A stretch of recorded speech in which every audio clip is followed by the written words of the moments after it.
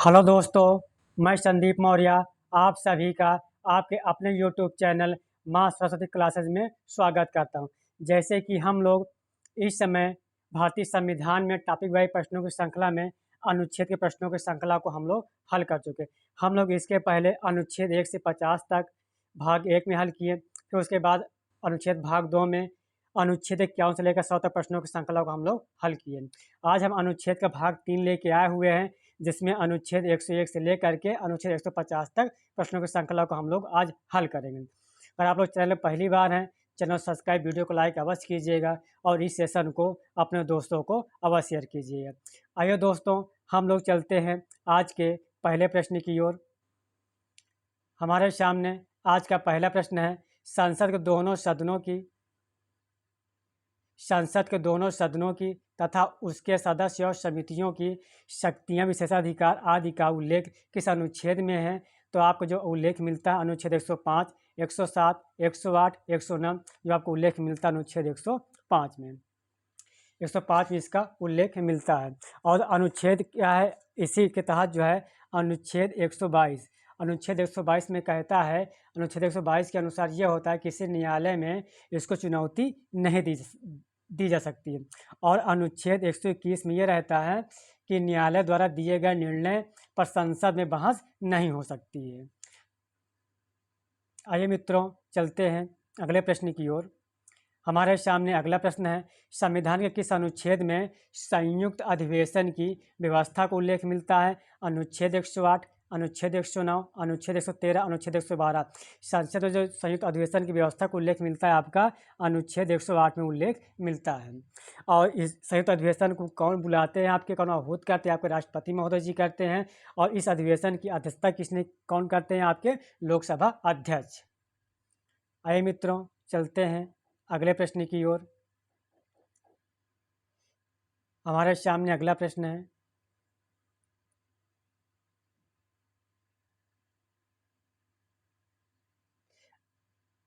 अगला प्रश्न है, राष्ट्रपति राज्यसभा के सभापति और लोकसभा के अध्यक्ष से परामर्श करने के पश्चात दोनों सदनों की संयुक्त बैठकों से संबंधित और उनमें परस्पर संचार से संबंधित प्रक्रिया के नियम बना सकता है? अनुच्छेद 118, अनुच्छेद 108 नहीं, अनुच्छेद 118, अनुच्छेद 118(3), अनुच्छेद 118(4), अनुच्छेद 108(3). तो इसमें आपका हो जाएगा जो प्रक्रिया नियम संबंधी जो नियम है आपका अनुच्छेद 118(3). अगला प्रश्न है, संयुक्त अधिवेशन की अध्यक्षता लोकसभा के अध्यक्ष द्वारा की जाती है, इसका उल्लेख किस अनुच्छेद में है? अनुच्छेद 108, अनुच्छेद 109, अनुच्छेद 118, अनुच्छेद 118(4), अनुच्छेद 112। तो इसमें से आपका हो जाएगा अनुच्छेद 118(4). अगला प्रश्न है, संयुक्त बैठक में कोई विधेयक निर्दिष्ट किया जाता है तो इस विधेयक को दोनों सदनों के उपस्थित तथा मत देने वाला सदस्यों के साधारण बहुमत से पारित किया जा सकता है। तो यह जो है आपके किस अनुच्छेद में उल्लेख मिलता है? तो अनुच्छेद 108(3), अनुच्छेद 108(4), अनुच्छेद 107(3), अनुच्छेद 108(3। जो आपको यह उल्लेख मिलता है आपके जो है अनुच्छेद 108(4) में उल्लेख मिलता है। अगला प्रश्न है, कोई विधेयक लोकसभा में लंबित है तो लोकसभा द्वारा पारित कर दिया गया है और राज्यसभा में लंबित है तो अनुच्छेद 108 के उपबंध के अधीन रहते हुए लोकसभा के विघटन पर व्यापगत हो जाएगा, इसका उल्लेख किस अनुच्छेद में है? अनुच्छेद 107(3), अनुच्छेद 110, अनुच्छेद 108, अनुच्छेद 107(5). तो क्वेश्चन नंबर आप लोग कमेंट करते रहें, क्वेश्चन नंबर 7 है, तो इसमें से आपका हो जाएगा अनुच्छेद 107(3). अनुच्छेद 107(3) बिल्कुल सही हो जाएगा। अगला प्रश्न है, यदि कोई सदस्य सदन की अनुमति के बिना साथ दोनों की अवधि से अधिक समय के लिए सदन के सभी अधिवेशन में अनुपस्थित रहता है, यह होगा 60 दिनों की 60 दिनों की अवधि से अधिक जो है सदन में अगर अधिवेशन में अनुपस्थित रहता है तो सदन उसकी सदस्यता को समाप्त कर सकता है, इसका उल्लेख आपके किस अनुच्छेद में मिलता है? तो इसका उल्लेख आपको जो है जो मिलेगा अनुच्छेद 101(4), अनुच्छेद 104 में इसका एक उल्लेख मिलता है। आइए मित्रों, चलते अगले प्रश्न की ओर। हमारे सामने अगला प्रश्न है, किस अनुच्छेद में धन विधेयक के संबंध में विशेष प्रक्रिया का उल्लेख मिलता है। एग्जाम में कई बार पूछा गया, बार बार प्रश्न पूछा जाता है। आप चाहे UP TGT, UP PGT, UGC net, DSSB, BPSC, UPSC, जितने भी आप एग्जाम देंगे संविधान से हमेशा टॉपिक से प्रश्न हमेशा बार बार पूछे जाते हैं। इसलिए हम लोग टॉपिक वाइज प्रश्नों की श्रृंखला में अनुच्छेद के प्रश्नों की श्रृंखला को हल कर रहे हैं, और इस सेशन को अपने दोस्तों को अवश्य शेयर कीजिएगा। तो क्वेश्चन नंबर आप लोगों के सामने 9 है। तो जो धन विधेयक के समय विशेष प्रक्रिया को उल्लेख मिलता है, तो आपको किसे मिलता है? अनुच्छेद 109 में मिलता है। धन विधेयक की परिभाषा आपके किस अनुच्छेद में है? धन विधेयक की परिभाषा आपके जो अनुच्छेद 110 में है।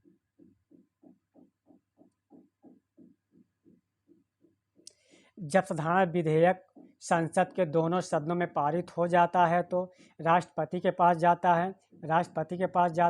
राष्ट्रपति उस विधेयक पर अपनी अनुमति दे सकता है, अनुमति रोक सकता है, यहाँ पर रोक सकता है, और विधेयक को अपने विचार को लौटा सकता है। इसका उल्लेख आपके किस अनुच्छेद में है? अनुच्छेद 110, अनुच्छेद 111, अनुच्छेद 112, अनुच्छेद 224। जो आपको इसका उल्लेख मिलेगा आपका अनुच्छेद 111 में इसका उल्लेख मिलता है। आइए मित्रों, हम लोग चलते हैं अगले प्रश्न की ओर। हमारे सामने अगला प्रश्न है, किस अनुच्छेद के अनुसार राष्ट्रपति धन विधेयक को ना तो वीटो कर सकता है, ना ही पुनर्विचार को लौटा सकता है, अतः हस्ताक्षर करने के लिए बाध्य है? अनुच्छेद 110, अनुच्छेद 111, अनुच्छेद 112, अनुच्छेद 115। तो जो है धन विधेयक के लिए जो बाध्य है आपका हो जाएगा अनुच्छेद 111। आइए मित्रों, चलते हैं अगले प्रश्न की ओर। हमारे सामने अगला प्रश्न है, वार्षिक वित्तीय विवरण आपके किस अनुच्छेद में, संविधान के किस अनुच्छेद में मिलता है? वार्षिक वित्तीय विवरण का अनुच्छेद 111, अनुच्छेद 112, अनुच्छेद 113, अनुच्छेद 120। जो वार्षिक वित्तीय के विवरण का उल्लेख मिलता है अनुच्छेद 112, आर्टिकल 112। अगला प्रश्न है, विनियोग विधेयक आपके किस अनुच्छेद में है? अनुच्छेद 118, अनुच्छेद 122, अनुच्छेद 114, अनुच्छेद 115। जो आपका विनियोग विधेयक है, विनियोग विधेयक आपके किस में है? अनुच्छेद 114 में है।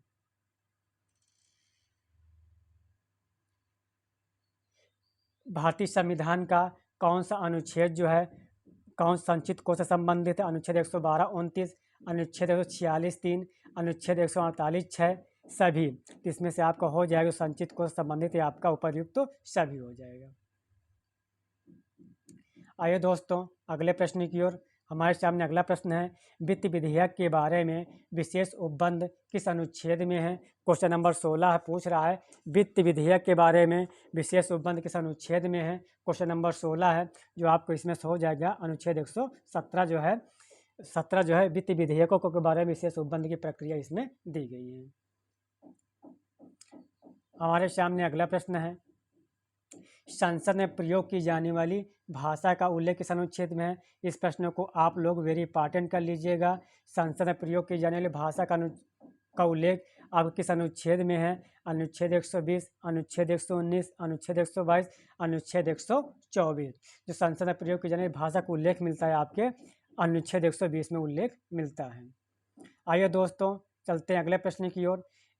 हमारे सामने अगला प्रश्न है, न्यायालय द्वारा संसद की कार्यवाहियों की जांच न किया जाना किस अनुच्छेद में उल्लेख है? 122, 123, 121, 120। जो है कार्यवाहियों की जांच न किए जाने का उल्लेख आपको जो है अनुच्छेद 122 में उल्लेख इसका मिलता है। आइए मित्रों, चलते हैं अगले प्रश्न की ओर। हमारे सामने अगला प्रश्न है, संसद के विश्रांति काल में अध्यादेश प्रक्षेपित करने के राष्ट्रपति की शक्ति किस अनुच्छेद में है? या ये पूछा जाता है राष्ट्रपति को अध्यादेश जारी करने की शक्ति आपके किस अनुच्छेद में है? तो आपका अनुच्छेद हो जाएगा 123। अगला प्रश्न है, उच्चतम न्यायालय की स्थापना और गठन का उल्लेख आपके किस अनुच्छेद में है? अनुच्छेद 123, 125, 124 या 214। तो इसमें से आपका हो जाएगा जो प्रश्न यहाँ पर बन रहा है कि जो है उच्चतम न्यायालय की स्थापना और गठन का जो उल्लेख है आपका आर्टिकल 124 या अनुच्छेद 124 में आपको उल्लेख मिलता है। अगला प्रश्न है, सर्वोच्च न्यायालय के न्यायाधीशों की नियुक्ति राष्ट्रपति के द्वारा होती है, इसका उल्लेख किस अनुच्छेद में मिलता है? अनुच्छेद 124(1), अनुच्छेद 124(2), अनुच्छेद 125, अनुच्छेद 224। सर्वोच्च न्यायालय जो की नियुक्ति कौन करते हैं? आपके राष्ट्रपति करते हैं। तो इसका उल्लेख आपको किस अनुच्छेद में मिलेगा? अनुच्छेद 124(2) में इसका उल्लेख मिलेगा। अगला प्रश्न है, सर्वोच्च न्यायालय के न्यायाधीशों के वेतन एवं भत्ते जो है किस अनुच्छेद में है? अनुच्छेद 124, अनुच्छेद 125, अनुच्छेद 126, अनुच्छेद 127। सर्वोच्च न्यायालय के न्यायाधीशों के वेतन एवं भत्ते जो है आपके जो है किस अनुच्छेद में है? अनुच्छेद जो है आपका हो जाएगा 125। आइए दोस्तों चलते अगले प्रश्न की ओर। हमारे सामने अगला प्रश्न है, किस अनुच्छेद में मुख्य न्यायाधीश की अनुपस्थिति में राष्ट्रपति किसी कार्यवाहक मुख्य न्यायाधीश की नियुक्ति कर सकता है? 227, 128, 126 या 125। क्वेश्चन नंबर 23 में जो कार्यवाहक मुख्य न्यायाधीश को नियुक्त करेगा राष्ट्रपति जो करते हैं आपकी जो है आर्टिकल 126 के तहत नियुक्त करते हैं। आइए दोस्तों चलते अगले प्रश्न की ओर। सर्वोच्च न्यायालय में तदर्थ न्यायाधीशों के नियुक्त जो है तदर्थ नियुक्त जो है किस उल्लेख किस अनुच्छेद में? प्रश्न एग्जाम में कई बार पूछा गया है। तदर्थ न्यायाधीशों की नियुक्त जो है आपको राष्ट्रपति करते हैं, इसकी नियुक्त का जो उल्लेख है आपको किस अनुच्छेद में मिलता है? तो क्वेश्चन नंबर 24 है। तो आप लोग थोड़ा कमेंट भी करते हैं साथ में, जब आप लोग वीडियो देखिएगा रिकॉर्डेड वीडियो तो आप लोग बीच में कमेंट भी कीजिएगा ताकि हम लोग इसको देख पाएँ। सर्वोच्च न्यायालय तदर्थ न्यायाधीशों की नियुक्ति का उल्लेख मिलता है आपके जो है अनुच्छेद 127 में उल्लेख मिलता है। आइए मित्रों चलते हैं अगले प्रश्न की ओर।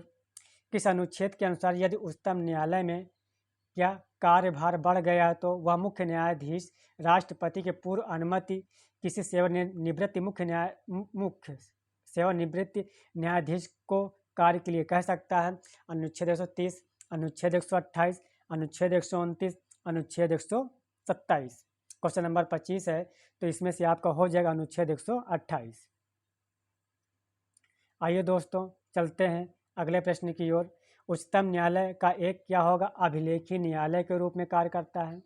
अभिलेखी न्यायालय का उल्लेख आपके किस अनुच्छेद में है? उच्चतम न्यायालय एक अभिलेखी न्यायालय के रूप में कार्य करता है। अभिलेखी न्यायालय का उल्लेख आपके किस अनुच्छेद में है? अनुच्छेद 127, अनुच्छेद 124, अनुच्छेद 129, अनुच्छेद 130। तो जो आपको उल्लेख मिलेगा आपका जो है अनुच्छेद 129 में इसका उल्लेख मिलेगा। आइए दोस्तों चलते अगले प्रश्न की ओर। किस अनुच्छेद के अंतर्गत मुख्य न्यायाधीश राष्ट्रपति की पूर्व अनुमति से उच्चतम न्यायालय की दिल्ली के अतिरिक्त अन्य स्थानों पे स्थानांतरित कर सकता है? अनुच्छेद 155, अनुच्छेद 137, अनुच्छेद 129, अनुच्छेद 130। तो क्वेश्चन नंबर 27 में आपका आंसर हो जाएगा। क्वेश्चन नंबर 27 में आपका आंसर हो जाएगा अनुच्छेद 130। अनुच्छेद 130 के अंतर्गत जो दिल्ली में सर्वोच्च न्यायालय आपका दिल्ली में है, दिल्ली के अतिरिक्त जो स्थानांतरित कर सकते हैं तो आपका अनुच्छेद 130 के तहत स्थानांतरित कर सकते हैं। आइए दोस्तों चलते अगले प्रश्न की ओर। हमारे सामने अगला प्रश्न है, आरंभिक अधिकारिता का उल्लेख जो है किस अनुच्छेद में मिलता है? किस अनुच्छेद में है? एग्जाम में कई बार प्रश्न पूछा गया है। आरंभिक अधिकारिता का उल्लेख आपको किस अनुच्छेद में है? 132, 133, अनुच्छेद 140, अनुच्छेद 131। तो क्वेश्चन नंबर 28 में आपका हो जाएगा आरंभिक अधिकारिता का उल्लेख जो आपका मिलता है अनुच्छेद 131 में उल्लेख मिलता है। आइए मित्रों चलते हैं अगले प्रश्न की ओर।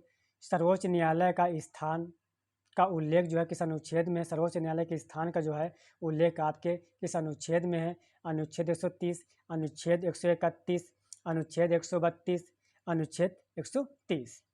तो सर्वोच्च न्यायालय जो स्थान का उल्लेख आपका मिलता है अनुच्छेद 130 में इसका उल्लेख का नाम मिलता है। आइए मित्रों चलते हैं अगले प्रश्न की ओर। कुछ मामलों में उच्च न्यायालय में अपीलों में उच्चतम न्यायालय की अपीली अधिकारिता का उल्लेख मिलता है। प्रश्न पूछा जाता है, कई बार एग्जाम में आया हुआ है कि अपीली अधिकारिता का उल्लेख किस अनुच्छेद में मिलता है? अनुच्छेद 131, अनुच्छेद 132, अनुच्छेद 133, अनुच्छेद 134। तो आपका अनुच्छेद 132 अपीलीय अधिकारिता का उल्लेख मिलता है। आइए मित्रों, चलते हैं अगले प्रश्न की ओर। हमारे सामने अगला प्रश्न है, उच्च न्यायालय से सिविल विषयों से संबंधित अपीलों में उच्चतम न्यायालय की अपीलीय अधिकारिता का उल्लेख किस अनुच्छेद में है? अनुच्छेद 132, अनुच्छेद 134, अनुच्छेद 136, अनुच्छेद 133। जो आपका क्वेश्चन नंबर 31 का है, 31 में आपका हो जाएगा डी। अनुच्छेद 133 में जो है इसका उल्लेख मिलता है। उच्चतम न्यायालय की आधिकारिक में वृद्धि का उल्लेख किस अनुच्छेद में है? उच्चतम न्यायालय की अधिकारिता में वृद्धि जो है उल्लेख आपके किस अनुच्छेद में है? तो इसमें से आपका हो जाएगा अनुच्छेद 132, अनुच्छेद 138, अनुच्छेद 137, अनुच्छेद 140। जो उनके वृद्धि का उल्लेख मिलता है आपके अनुच्छेद 138 में उल्लेख मिलता है। अगला क्वेश्चन है, कुछ रिट निकालने की शक्तियों का उच्चतम न्यायालयों को प्रदत्त किया जाना है या किस अनुच्छेद में है? अनुच्छेद 140, अनुच्छेद 145, अनुच्छेद 139, अनुच्छेद 142। तो क्वेश्चन नंबर 33 में आपका हो जाएगा अनुच्छेद 139। आइए मित्रों, चलते हैं अगले प्रश्न की ओर। किस अनुच्छेद में उच्चतम न्यायालय से परामर्श करने की राष्ट्रपति की शक्ति का उल्लेख है? अनुच्छेद 142, अनुच्छेद 144, अनुच्छेद 143, अनुच्छेद 147। तो क्वेश्चन नंबर 34 में आपका हो जाएगा अनुच्छेद 143। जो परामर्श उच्चतम न्यायालय से परामर्श करने की शक्ति राष्ट्रपति की शक्ति जो उल्लेख मिलता है आपका अनुच्छेद 143 या 143 में उल्लेख मिलता है। आइए दोस्तों, चलते हैं अगले प्रश्न की ओर। किस अनुच्छेद में विद्यमान विधि के अधीन फेडरल न्यायालय के अधिकार और शक्तियों का उच्चतम न्यायालय द्वारा प्रयुक्त होना है? इसका उल्लेख आपको किस अनुच्छेद में मिलता है? अनुच्छेद 135, अनुच्छेद 134, अनुच्छेद 138, अनुच्छेद 150। जो आपको जो इसका उल्लेख मिलता है आपका अनुच्छेद 135 में उल्लेख मिलता है। आइए दोस्तों, चलते हैं अगले प्रश्न की ओर। किस अनुच्छेद के अनुसार मुख्य न्यायाधीश राष्ट्रपति की पूर्व अनुमति से उच्चतम न्यायालय में प्रशासनिक नियम बना सकता है? इसका उल्लेख किस अनुच्छेद में है? अनुच्छेद 137, अनुच्छेद 138, अनुच्छेद 145, अनुच्छेद 148।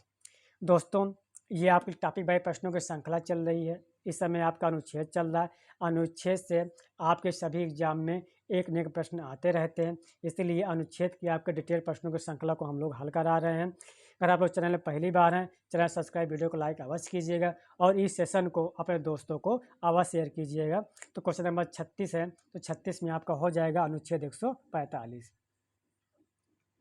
अगला क्वेश्चन है, क्वेश्चन नंबर 37 है, सर्वोच्च न्यायालय में सिविल मामले किस अनुच्छेद को मिलाकर पढ़ने पर तैयार होता है? अनुच्छेद 133 को 134 का के साथ, अनुच्छेद 132 को 134 का के साथ, अनुच्छेद 134 को 134 का के साथ, अनुच्छेद 135 को अनुच्छेद 134 का के साथ। जो सर्वोच्च न्यायालय में सिविल मामले जो है जो मिलाकर पढ़ने से तैयार होता है आपका अनुच्छेद 133 को 134 के साथ पढ़ने से तैयार होता है। अगला प्रश्न है उच्चतम न्यायालय की डिक्रियों और आदेशों का परावर्तन और प्रकटीकरण आदि के बारे में आदेश का उल्लेख किस अनुच्छेद में है? अनुच्छेद 142, अनुच्छेद 141, अनुच्छेद 143, अनुच्छेद 144। तो क्वेश्चन नंबर 38 का आपका हो जाएगा, इसका उल्लेख आपका अनुच्छेद 142 में मिलता है। अगला प्रश्न है, किस अनुच्छेद में उच्चतम न्यायालय के अधिकारी और सेवक तथा व्यय का उल्लेख मिलता है? तो क्वेश्चन नंबर 39 आप लोग थोड़ा कमेंट भी करते रहें। 39 नंबर में अनुच्छेद 146, अनुच्छेद 152, अनुच्छेद 153, अनुच्छेद 154। तो इसमें से आपका हो जाएगा अनुच्छेद 146। आइए दोस्तों, चलते हैं अगले प्रश्न की ओर। हमारे सामने अगला प्रश्न है, भारत का नियंत्रक एवं महालेखा परीक्षक का उल्लेख किस अनुच्छेद में है?